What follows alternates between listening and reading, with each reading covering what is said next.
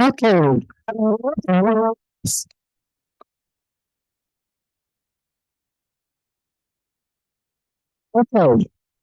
everyone, I'm Carolyn Opron, and I'm the current chairperson of the St. Anthony meeting. Uh, hmm,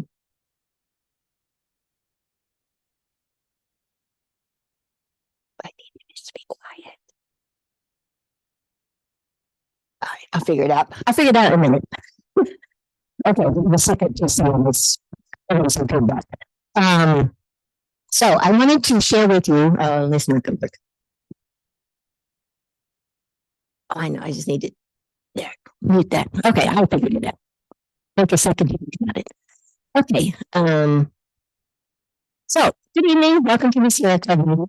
We don't have a meeting every week, but we try and do them like every other month or so to have a chance to get together, socialize, hear about what's happening, and then also, have an educational or informative speaker. And we'll have one of those this evening. But before we launch into that, I wanted to just share with you some upcoming activities. Every month now, the chapter, which is out of St. Louis, is doing a Zoom meeting to help us all get connected across the state.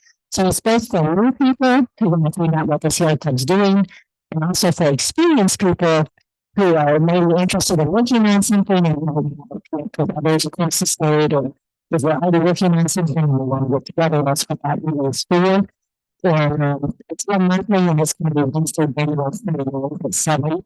Now, all of these, if you can set up at the top, you can get more information at sc.org/row. All the events for the whole state are listed on the webpage. We also have our own website, which is underneath that, but it only has our activities. But sometimes there's interesting things going on. And then, of course, the state are welcome to join, because we're going to be my Zoom and other things, or interesting hikes or something there. Next up is the executive committee meeting for the Mid-Missouri group. We have that once a month by Zoom. And everybody is welcome to participate in that. If you want something that you want to discuss, though, you're on the agenda, please contact me. Excuse me, it's not going back to the agenda. It's very interesting, obviously, for everyone's opinion, and everyone can vote, but we certainly like people to participate in the conversation. And it's a good way to get in, to learn what's going on and find a reach to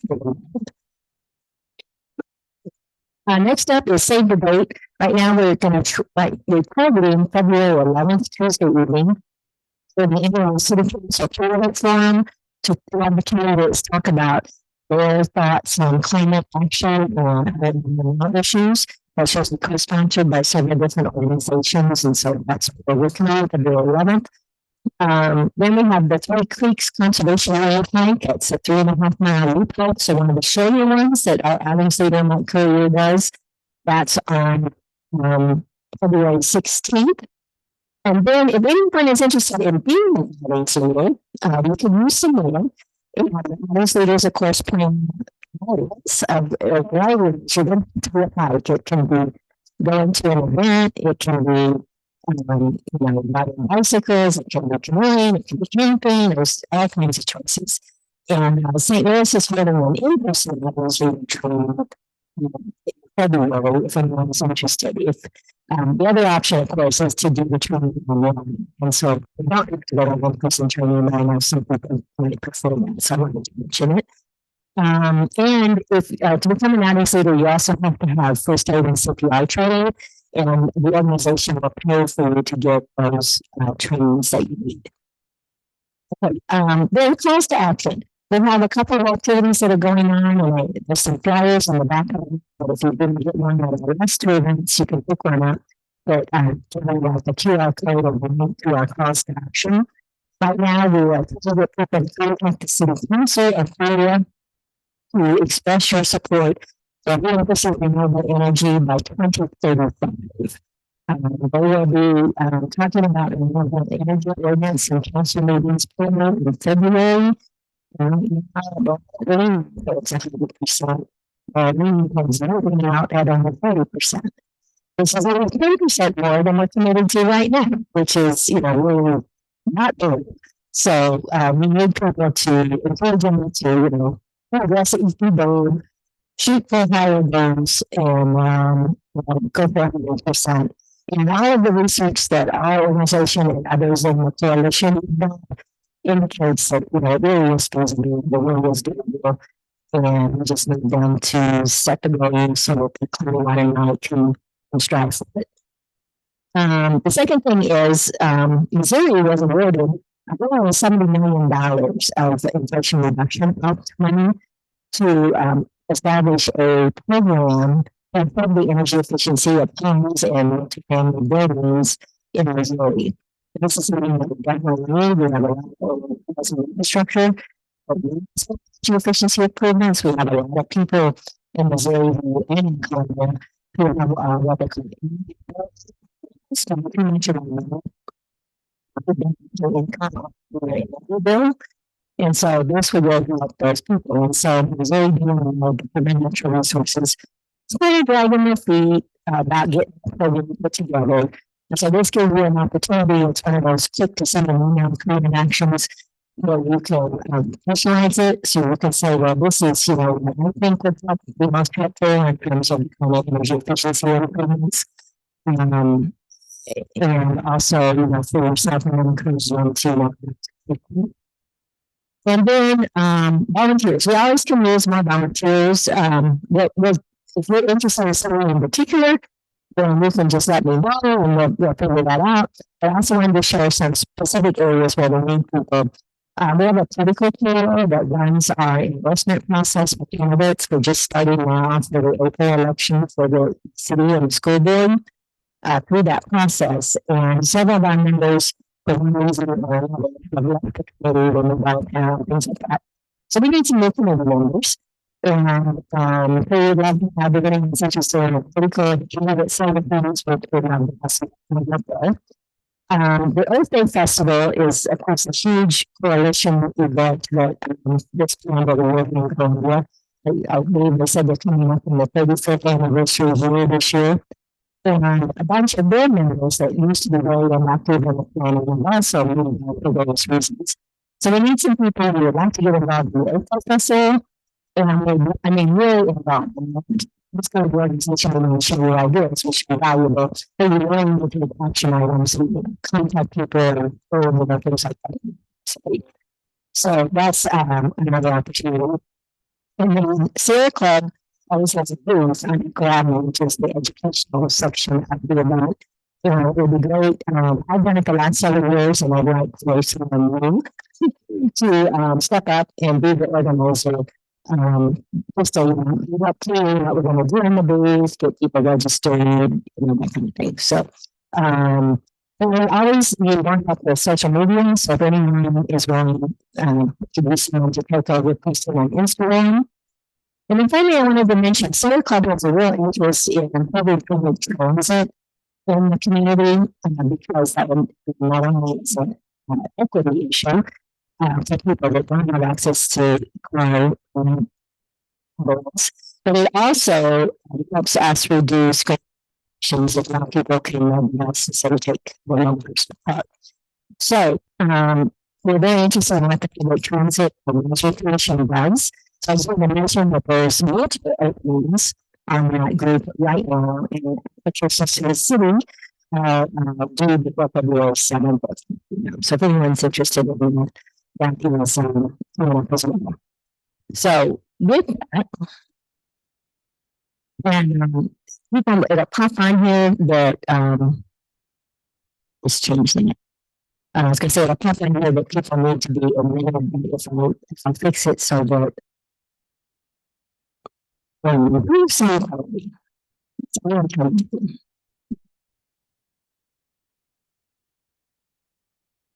Dan, can you go ahead and speak up and let me know if that's been put?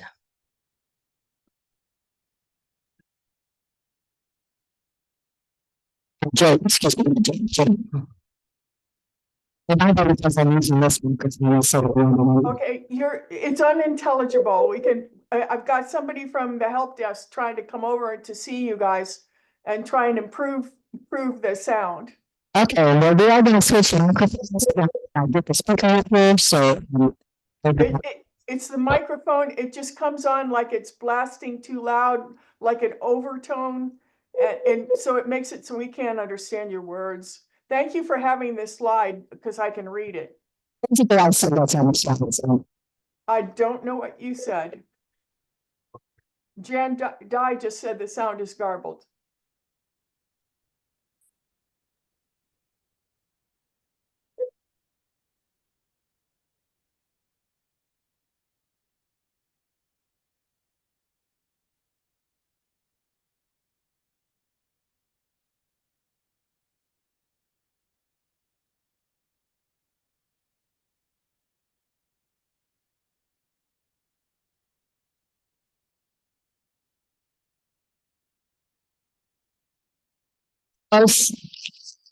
Hello, can you hear me? Our speaker tonight is Lynne, urban hydrologist for Bonne Femme. Lynne has lived in the Columbia area for most of her life. She received a law degree from the University of Missouri in 1992. After working in the legal field for many years, Lynne decided to follow her passion and return to the University of Missouri School of Natural Resources and Water Resources graduate degree program. While there, she did extended study and mapping of the hydrology of Hickson Creek. After graduating again, she joined Boone County Resource Management, where she has worked with streams and watersheds for years. Lynne considers herself an eco-hydrologist, combining a strong interest in ecology and ecosystem services with a more fundamental understanding and interest in the physical processes that underlie biological systems. Currently, she is leading a large collaborative project focused on the health of the greater Bonne Femme watershed, and she is here tonight to tell us more about this. Welcome, Lynne. Thank you. Thank you.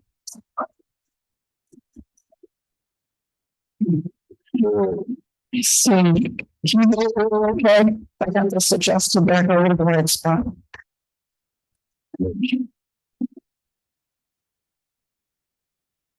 Okay, good evening. Just for being here. I'm here to talk about the Greater Bonne Femme Watershed Initiative. I don't know if I have to turn this on.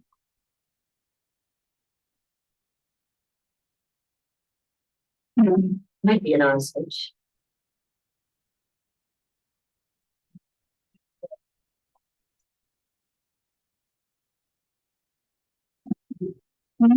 I see that, but it's not. That's okay. I use the computer. Yeah. Make sure that's going to work.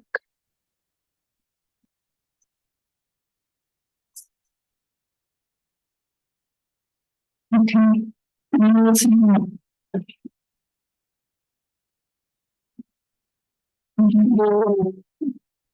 Just using the arrow key should work. Yeah, but I wasn't going to have to actually push the button. I wouldn't think so, but. Yeah. Yeah, okay. You just have to push kind of hard, so that works. Okay. This microphone will seem to be working. It is muted. I muted it.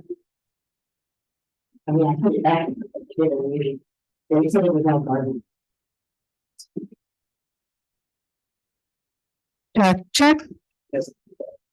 It was not picking up on the Zoom. Yeah, you guys can do it. You can find it here, but yeah,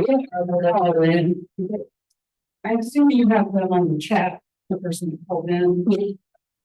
Yeah, go ahead. Okay.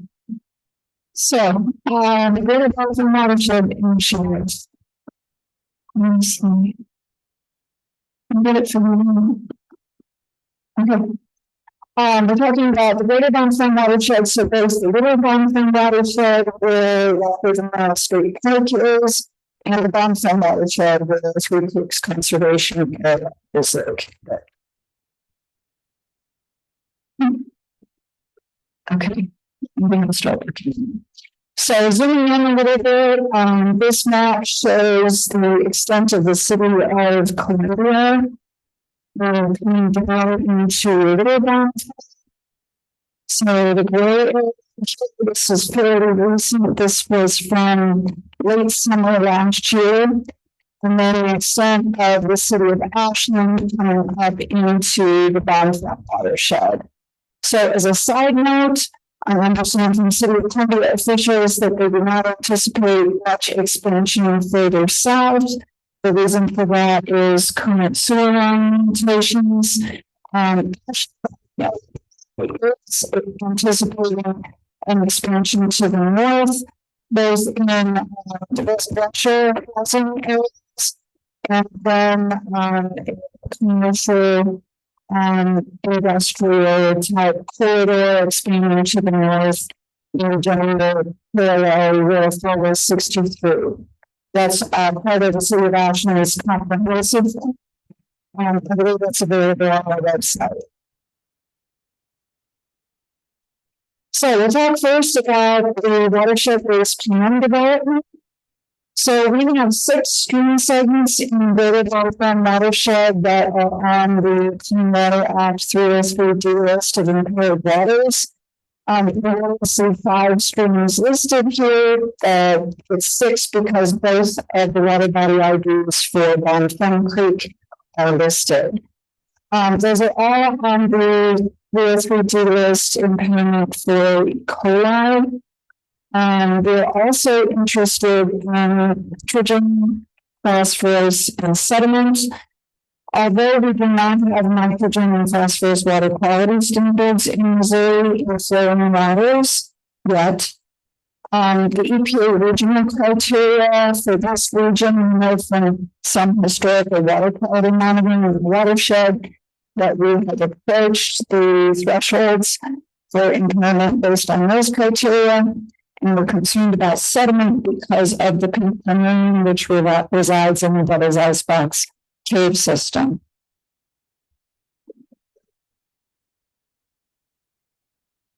So, an interesting situation of an overlap of some impaired stream segments with outstanding state resource waters, which are known for their clarity and aesthetic value. We have a concentration of natural resources. So when we set out to work on this watershed-based plan, which is basically an agreement, if you will, with the Missouri Department of Natural Resources and US EPA to pursue restoration of impaired waters to meet their quality standards. We wanted to restore the impaired waters. We wanted to protect the other streams in the watershed. So we hired a consultant who used a model to map potential E. coli sources on the landscape. We used a variety of data, including land use and cover data, some livestock ownership data from our assessor's office, some microbial source tracking data. Basically, we take a water sample, filter it, send it off to a company for analysis, and they look for DNA markers which help to identify the animal source of the E. coli. Again, we also looked at potential sources of nitrogen, phosphorus, and sediment as additional pollutants of concern. All along, we have been thinking that the primary source of E. coli in the greater Bonne Femme was human. We have a lot of on-site wastewater systems in unincorporated areas. And the source tracking, although it did show some human signature, that was relatively low. The dominant signature for the E. coli was cattle. So this is a map of the greater Bonne Femme watershed, where we had a consultant break the watershed into teeny tiny sub-watersheds using a high-resolution DEM. So the reason for this was twofold. First of all, we wanted to be able to thoroughly know high-quality resource locations for restoration. And at the same time, we didn't want the resolution so small that we were actually putting fingers at individual landowners. As the county, we don't have any authority to regulate agriculture, so any BMP installation on the landscape is going to be voluntary. So we certainly wanted to keep an amicable relationship with any landowners in the watershed. So the darker the color, the higher the priority for restoration and protection. So here's I'm trying to get my bearings. You haven't taken by the wheels, the one furthest north is Gans, presumably. Clear Creek is here. This is Gans. Gans and Little Bonne Femme were the same creek. Bonne Femme Turkey is here. Right. And then this is Bonne Femme, Smith Branch, Fox Hollow Branch, and then Bass. What's the one down in the middle, diagonal in the middle? This is Bonne Femme. Does that make sense to everybody now? Okay, and then this is Highway 63. So Three Creeks is right in this area where all these streams come together. And Rockbridge is more to the north here. So to the east side of Highway 63, we have historically more chloride soil conditions here. So we've got loose first agricultural production, a combination of both livestock and crop agriculture. And then on the west side, of course, you start getting into the River Hills region. The soil is a lot thinner, rocky, there's a lot of karst.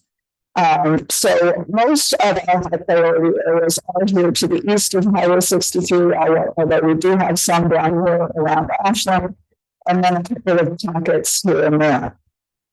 Although we were able to identify the primary source of the EKI as cattle, there are animals that we were unable to test for. So, for example, we have a large number of goats.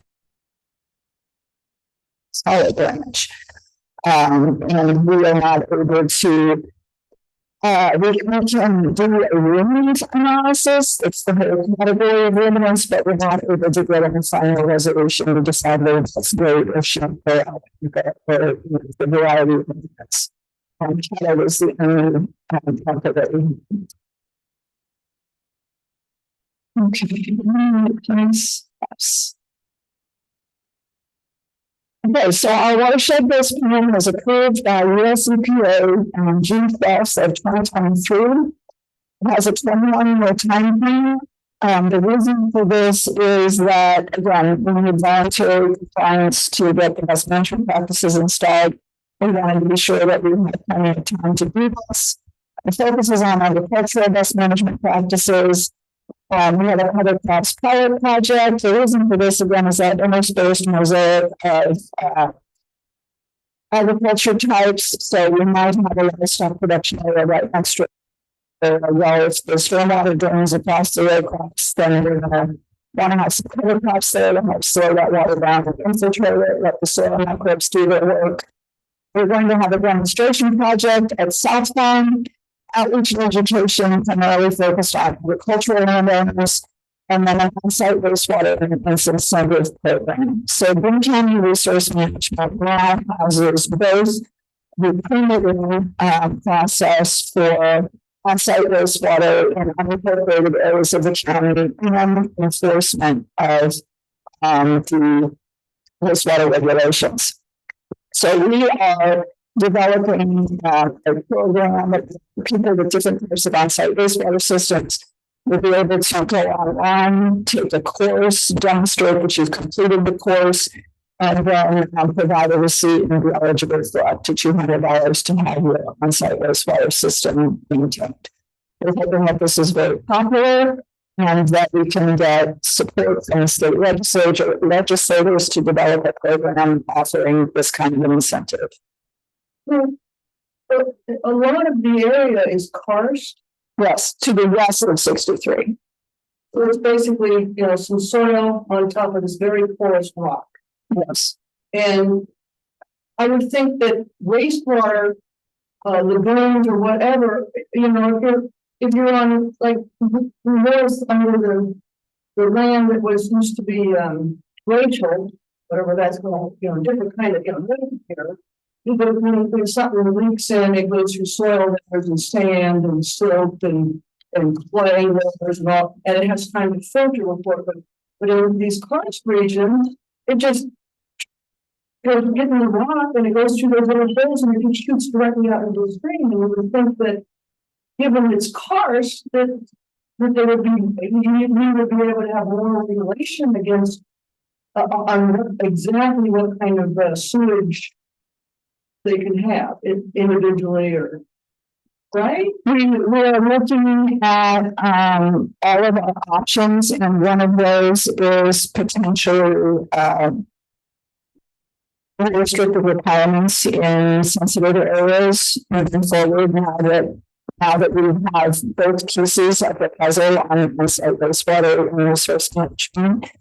And certainly, you have to hire an engineer the canal and the setbacks from karst features. There are existing protections in the regulations for on-site wastewater systems near karst. So, but we're looking to possibly expand those a bit moving forward in years to come. One more. Can you pull this down just a little bit further? Two questions. We'll see. Last year, Not here in the room, but she got it making a little bit garbled for those young people. So listen, we don't know. We're just trying things. Yeah. Okay, that's better. Okay. So again, the plan was approved, the watershed based plan was approved by US EPA June 12th of 2023. Shortly after that, I was having a conversation with some of our cost share colleagues that are involved with providing cost share for agricultural best management practices. And they felt that a lot of the low-hanging fruit in terms of folks who are interested in best management practices on their property perhaps already adopted practices. Who thought that we should consider some other options. So it was at this point that the Bonne Femme Watershed initiative was born. So we're rebranding. Probably going to go ahead and keep the same logo. I know this is a bit cryptic, but it's people working together to protect and restore the streams of the Bonne Femme Watershed. The initiative has 5 elements. There is a planning and collaboration element with the cities of Columbia and Hickson.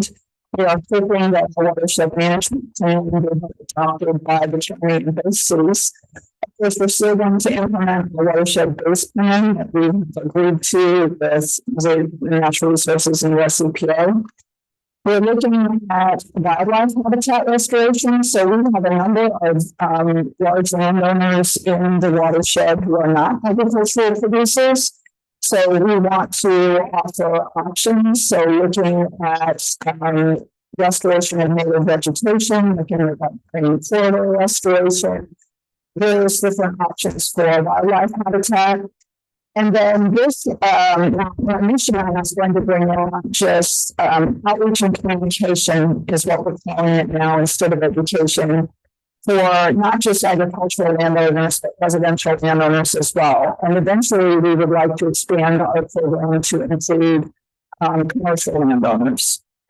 And then water quality connections. So we know that water quality is important to right? It should be. We're largely comprised of water and we need fresh water to drink every day.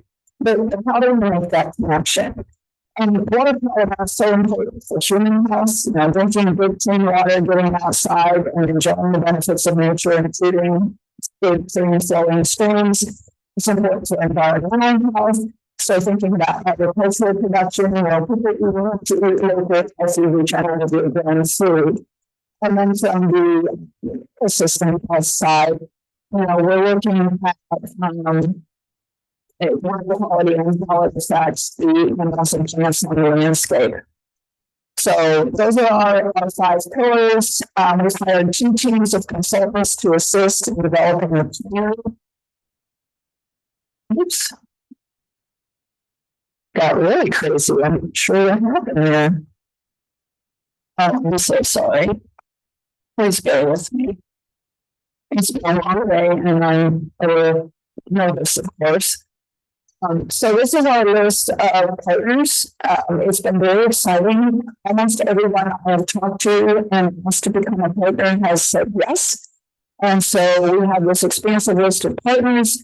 everyone from small businesses to West Fish and Wildlife Service to Missouri Soybean Association. We just have this really broad scope of partners that have been involved with this, and we're very grateful for that level of participation.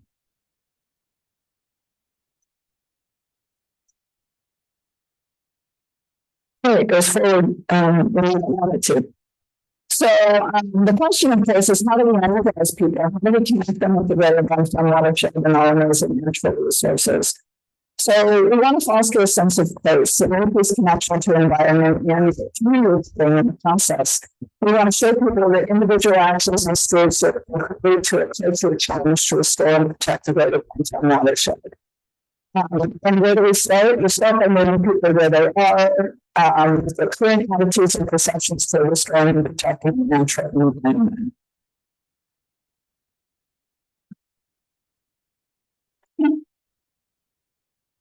There we go.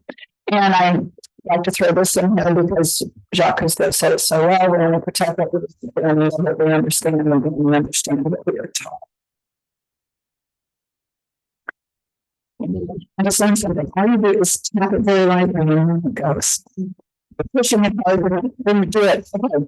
So water quality is an umbrella concept. So here we have the Greater Bonne Femme Watershed Initiative, Watershed Management Plan Development, and Intergovernmental Cooperation.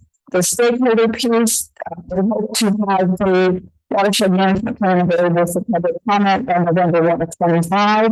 There will be an opportunity to provide comments. There will be a couple of public meetings. Water quality connection. So watershed-based plan, wildlife habitat, and outreach and communication, and partnerships. Everything is so dependent on partnerships. We are a small group in Boone County Resource Management. Stormwater has 3 folks, and so we're really relying heavily on our partners to help us get the word out and make progress in restoring and protecting streams. And then here at the bottom is just a reiteration of the different aspects of water quality. Okay. My PowerPoint is no longer on my screen. So I just pull it back up here like that? Yes. I think so. She's still trying to adjust the sound. Okay, it's not working. Okay. One moment, technical difficulties. Did you need this screen before we get out of it again? No. Okay. Okay, perfect. Thank you. The computer audio. Yeah, stay close to the computer now. Okay.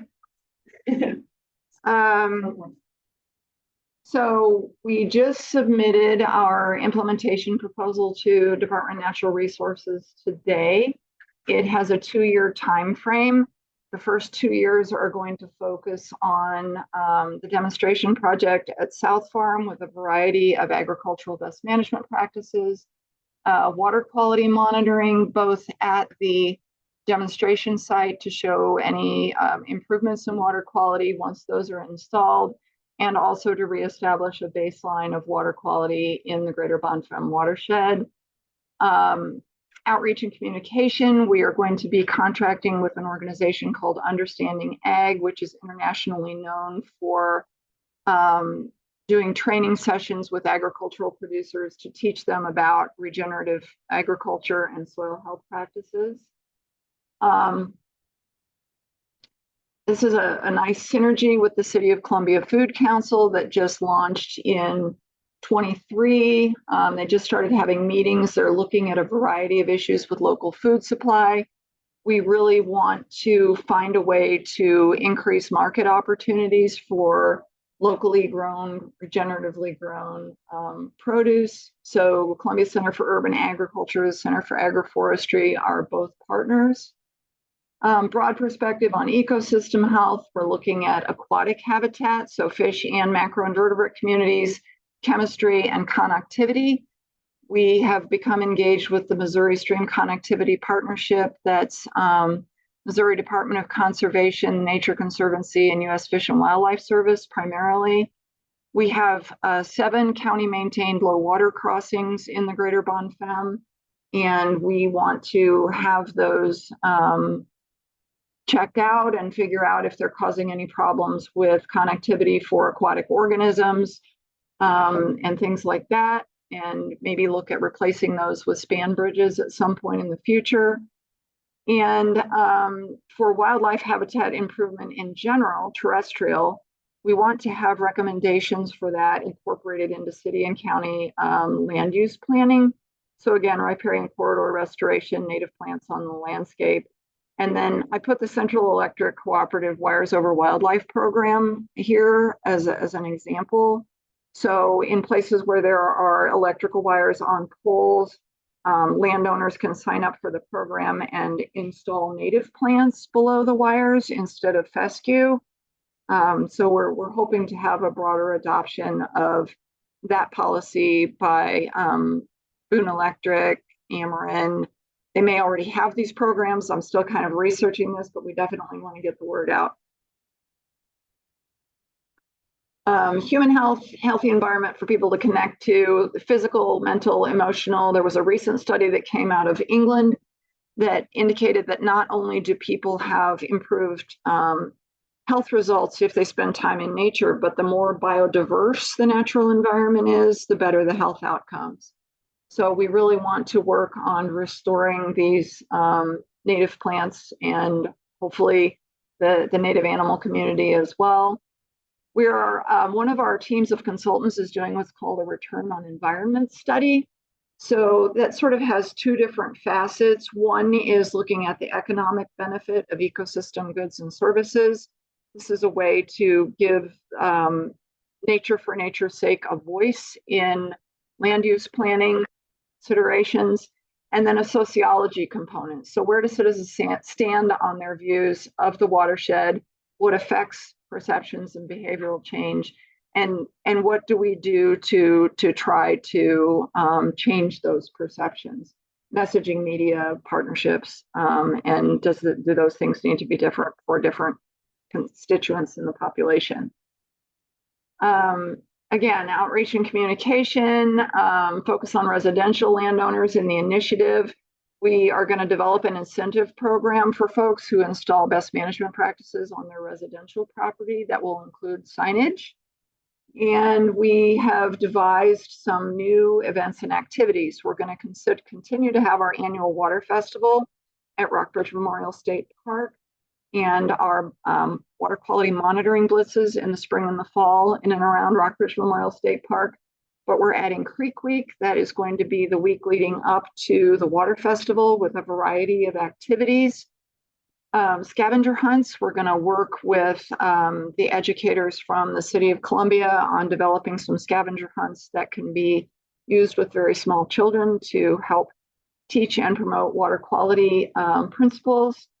And then traditionally, the stormwater team at the county has had booths at environmental events, right? And we really want to expand our scope and have booths at a variety of outreach events to reach a more diverse group of stakeholders. Water quality monitoring, again, we're going to be monitoring 7 of 10 traditional water quality monitoring sites in the Watershed, plus a new site north of Ashland. We're hoping to get additional participation from stream teams volunteers. We had a stream team open house in November. And we're going to be monitoring for E. coli, nutrients, and sediment initially, but we also want to add sampling for pesticides, PFAS, and wastewater indicators, more of the emerging contaminant side of things. So soil health, there's going to be a twofold monitoring effort at the demonstration project. I'd mentioned the water quality monitoring. We're also going to do soil health monitoring in the warm season native grasses plot to see if we can detect improvements over time. So that would be improved microbial activity. There's a chemical test for that. and improved organic matter, dry bulk density, a couple of other things. So we're very excited to start collecting samples and get those analyzed as we move forward. And we want to be able to demonstrate benefits at the landscape scale from all of these things outside of the watershed-based plan that we are doing, so that perhaps one day Department of Natural Resources and US EPA will let us pursue those practices in addition to the agricultural best management practices, so that we can pursue funding from Section 319 grants for the additional practices. And of course, we want to demonstrate benefits to wildlife. And how do you do that? How do you show increased use of improved sites when you're talking about riparian corridor? So lots of interesting science questions as we move forward.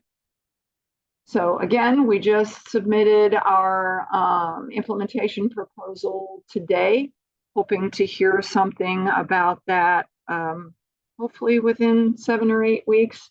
The anticipated start date of the implementation proposal is April 1st. So we are now anxiously awaiting, now that it's been submitted. And again, I talked about these things already, the Understanding Ag workshops, on-site wastewater incentive program, and those are our traditional activities that we've been doing. So our consultants are going gangbusters. Our general consultant, who is working on putting together the watershed management plan, and then the consultant working on the return on environment study. We anticipate having that study available for public review probably by late April. We are launching a new section of cavewatershed.org called Bonne Femme Buzz.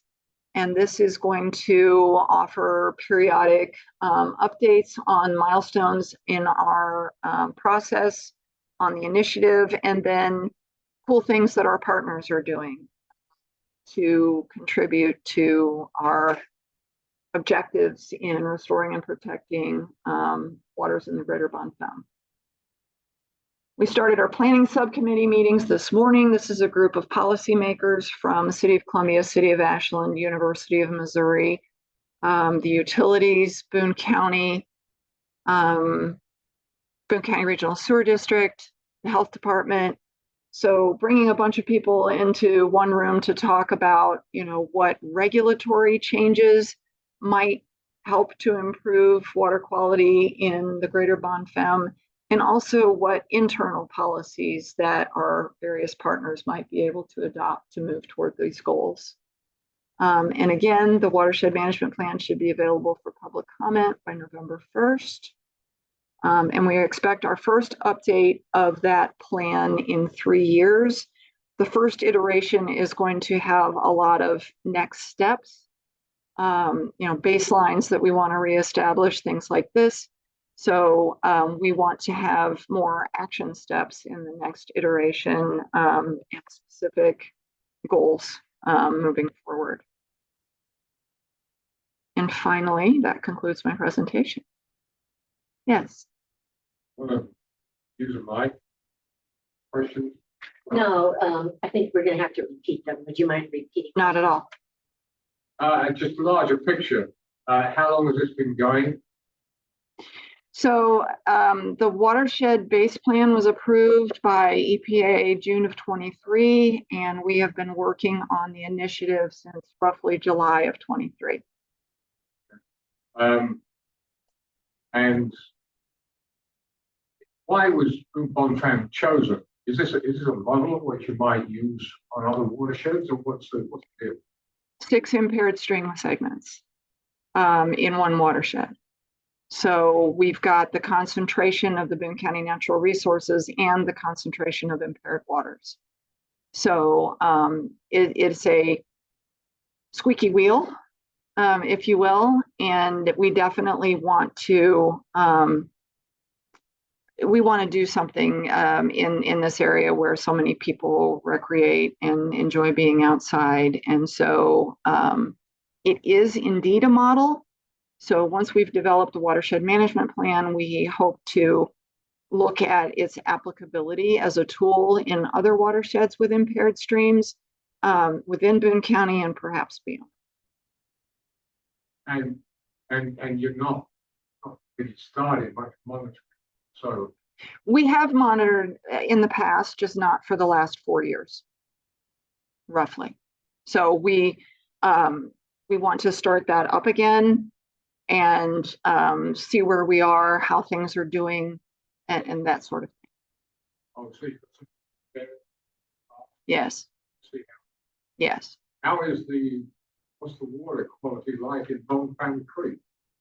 Well, at this exact moment, I don't know. Now, I did attempt to restart the quarterly sampling that we had done historically in 2024, and the quarterly in the first quarter, we got the first 2 rains after a long period of drought, so those were probably outliers. And then we went back into drought, and so the streams were running really low, and then the river flooded. So that our streams that connect to the river, a lot of those monitoring sites are very close to the river, and they were backwatered. So it wasn't actually stream water, it was stream water mingled with river water. So you name it, and last year's monitoring efforts fumbled. So we are going to start up again in April.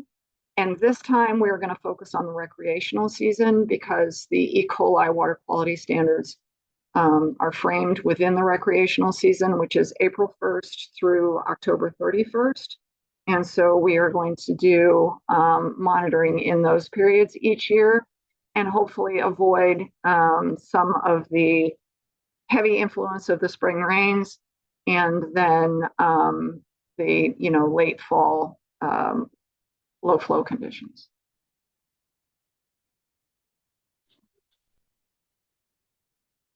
Essentially, a lot of what's this program, this One Health program for Bonne Femme watershed, is the same thing we've been doing with the Hickson watershed, right? And yet, I don't know that we've accomplished anything with the Hickson watershed. Okay, the Hickson watershed is a completely separate process using teams that were devised after an agreement between US EPA and Missouri Department of Natural Resources and others. In my opinion, it's a very different creature. We don't know exactly what is wrong with Hickson Creek. We know what some of the contributing factors are, but in this case, in the Greater Bonne Femme, we have a smoking gun. We have E. coli. We know what the largest contributing source of the E. coli is. We know that we have potential nitrogen and phosphorus issues with nutrients coming into the watershed. We know that that is possibly driven by agricultural production on the east side of Highway 63. So we have definite targets and sources that are identified, even though this is non-point source pollution, that we can go after, and we know exactly what the problems are. Whereas in Hickson Creek, something is causing the macroinvertebrate community to not be as diverse and robust as it should be. And we don't know exactly what is causing that problem. So we're still trying to identify pieces of the puzzle. So in Hickson Creek, we know that chloride is one contributing factor, so road salt. We know that the transfer of heat from the paved surfaces in the summertime into the stream is one of the contributing factors. But it's not really the same clear-cut, straightforward scenario that we have in the Greater Bonne Femme. So I think that once we build enough community support and get enough people willing to be involved, whether that's commercial, residential, agricultural, this is going to take an army. But my feeling is that it's really worth it, given the quality of the natural resources that we have in the Greater Bonne Femme. That was a very long-winded answer to your question, but although there are similarities, I feel that they're very different.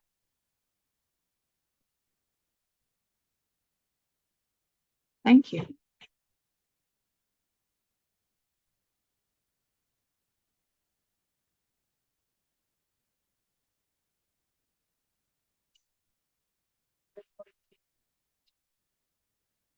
streams or lakes off the to-do list, so thank you for that. I wanted to ask, how do we get involved? How do we participate? Talking about monitoring events, do we just sign up in order to do that? What do you need if you were to have a big ask from I think that, getting more people out there doing citizen science monitoring with the stream team protocols is key. We did have our stream team open house and made a pitch to some existing and potential stream team volunteers. We've got our traditional monitoring sites, but we really want to do more of a shotgun approach and look at a variety of areas. The problem with the Greater Bonne Femme is that access isn't fabulous in a lot of places where we would really like to sample. Not a good place to park so that you can, lean over the culvert or whatever, private property, all kinds of logistics that need to be worked out. But I know that Dee and Carolyn have my email address. Cavewatershed.org needs some love. I've been very busy for the last, year and a half.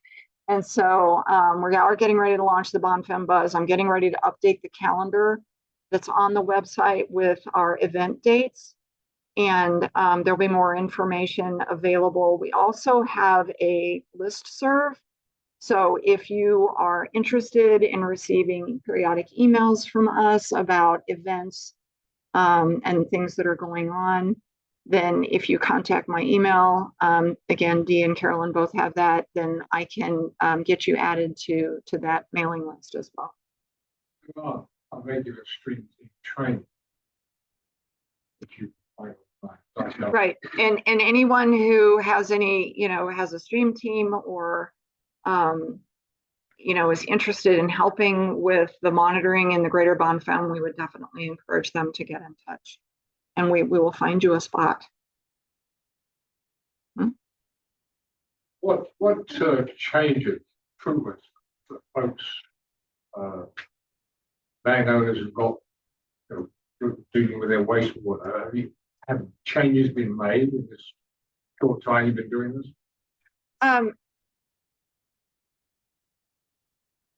So wastewater, we literally just got the enforcement side a couple of weeks ago.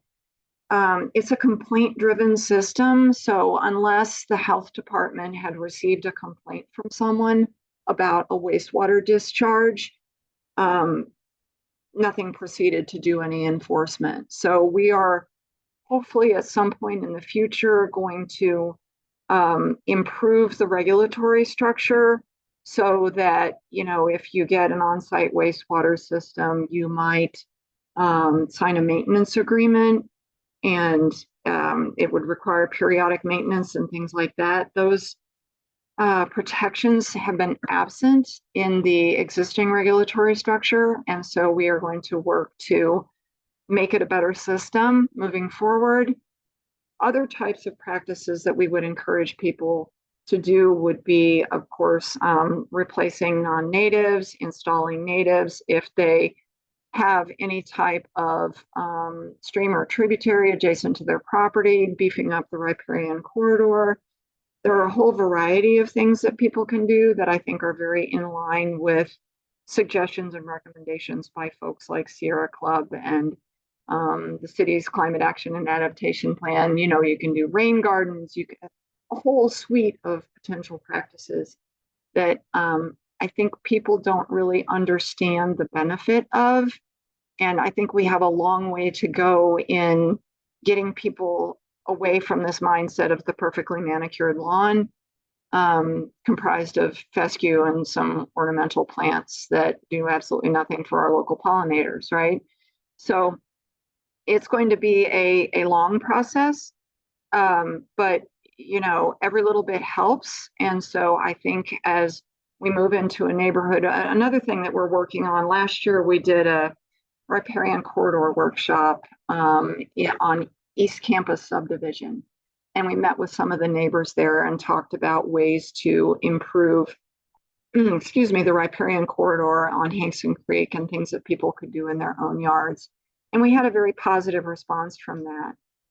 People labeled their storm drains. People were in contact with how to learn more about native plants and things like that. So this year, we are looking at doing 2 more riparian corridor workshops, one in the greater Bonne Femme, hopefully in Hill Creek subdivision, where a lot of people have already adopted best management practices on their property, and then another one in Hickson Creek Watershed.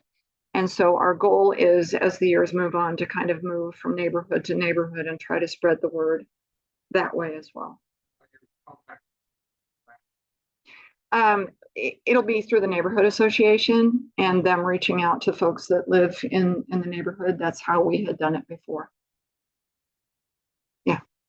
We have, we, the Sierra Club, may have the possibility of getting a $1,500 grant for conservation. What are your thoughts on perhaps like the best way we could spend that if we would get involved in this project? Would it be native plants or following up on your riparian corridor workshop, or what are your thoughts? I'd have to think about it. Can I think about it? I'm kind of running out of juice here, and I definitely would like to give that some serious thought before I respond. You know, one of the things that we had thought about for attendees at riparian corridor workshops was providing sets of native plants. So there are kind of little starter bundles that they sell at Missouri Wildflower Nursery for different things. So there's songbird plants, and there's sunshine plants, shade plants, and those kinds of groupings. So having those available to give to attendees would be fabulous. So let me think about it a little bit and talk to my stormwater educator and get her input as well.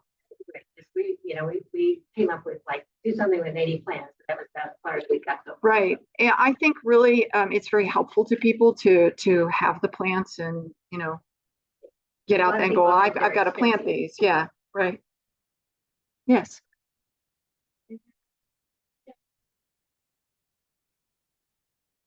And you also said that the main contribution is probably animal production, cattle and goats.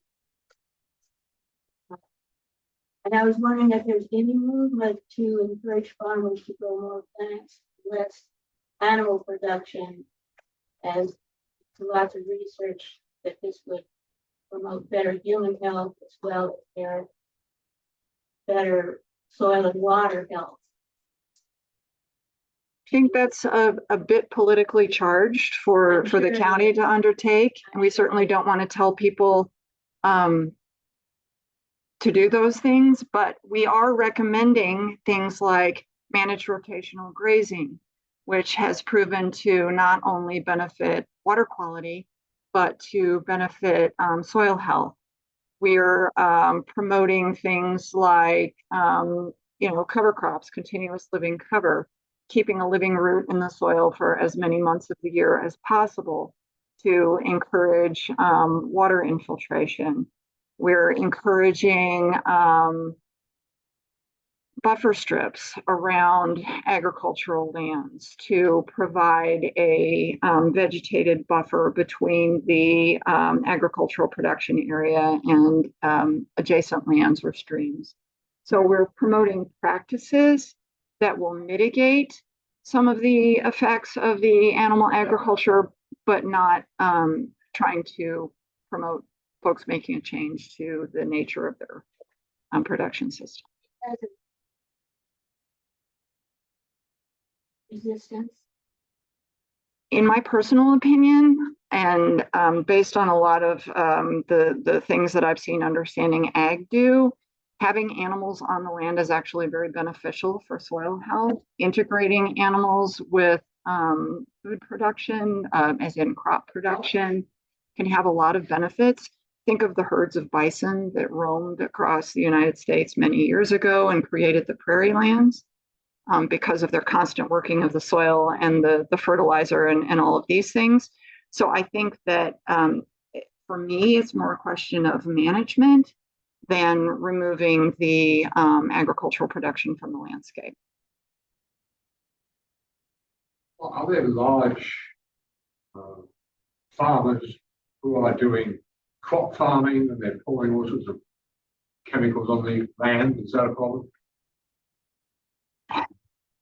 Since World War II, we have adopted a lot of industrial agriculture practices. So tillage, destruction of the, don't get me started on tillage, and then, you know, chemical applications. The good thing about the soil health and regenerative agriculture practices is that once the soil biota start to revive, the need for agricultural inputs is reduced over time.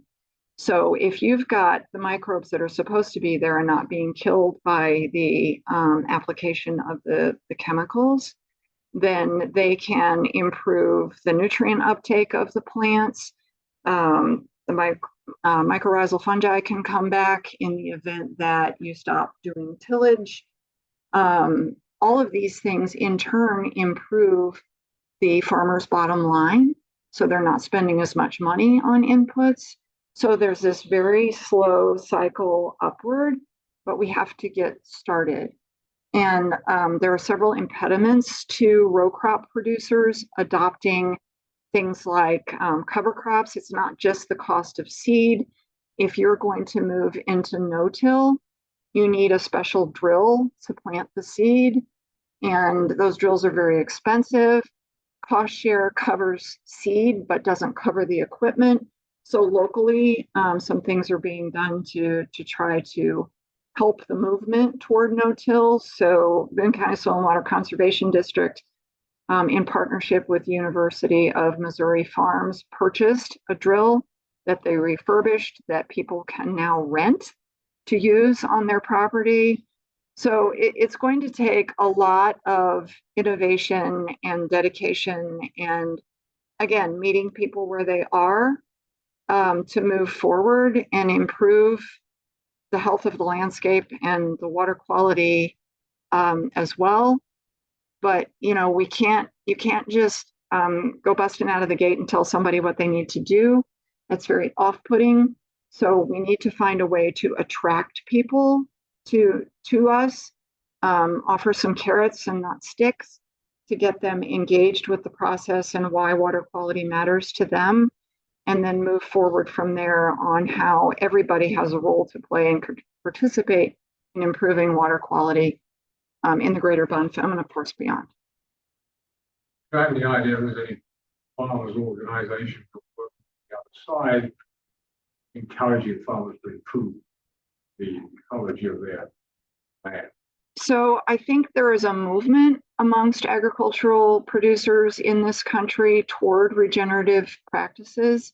I think that a lot of farmers have come to understand that a lot of these chemical inputs are actually killing the soil over time. And so I think there's a movement that's already started, and it's not new, right? Cover crops were a thing over 100 years ago. The sort of the intervening world wars shifted things, and we want to take a swing back to where things were before World War I and World War II. And so I think that there's a movement. I think that cover crop adoption is starting to pick up, particularly in counties next door to us. Callaway and Cooper, for example. There seems to be a little resistance here in Boone County. I don't know if that's because of our educational institution and all of the research, but we do have Boone County Farm Bureau as a partner, and they are interested in hearing about what we're promoting. And moving forward, we're going to be doing land management workshops to try to bring in agricultural producers to talk to them about the benefits of making a change, to the way that they do things. And so I think what we're actually battling is the way it's always been done, and trying to create a culture shift, which is a monumental task.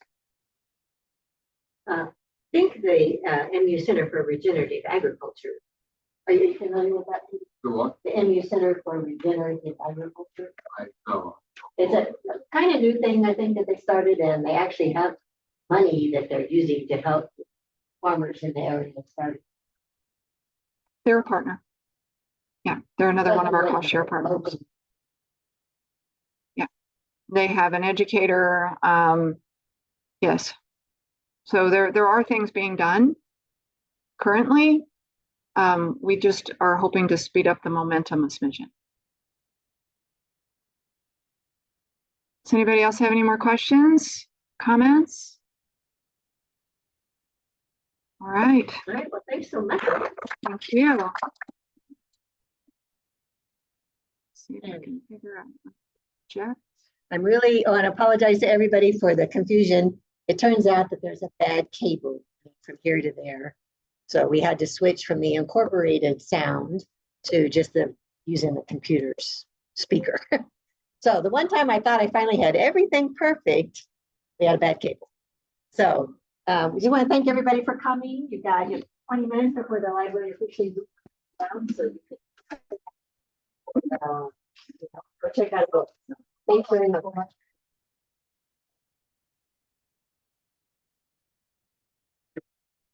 right. I sent you some